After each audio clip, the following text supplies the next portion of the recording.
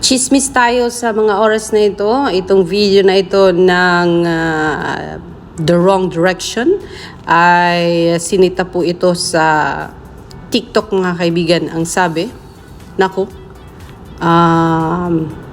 Belle was pushed aside. Pintinulak daw si Belle dito at parang inignore ng mga kasamahan. Ganun.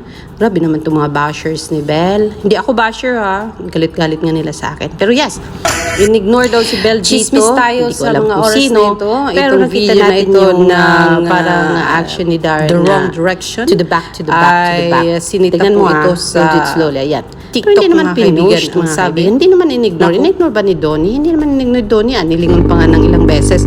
So, sa mga bashers, masyado. Nakakasakit na nga ng damdamin. Alam naman, bait-bait ng batang yan eh. Though, parang sa paningin nyo, sa pandinig nyo ay isa akong basher. Pero I'm not that kind of person, mga kaibigan. It's better na hindi ko na lang siya i-feature sa aking channel kaysa ibabash ko po siya. Tignan mo, 2 beses nilingon ng isang Donnie Pangilinan, ng isang Belle Mariano, mga kaibigan, dahilan po sila ay nagti-TikTok sa Inglaterra.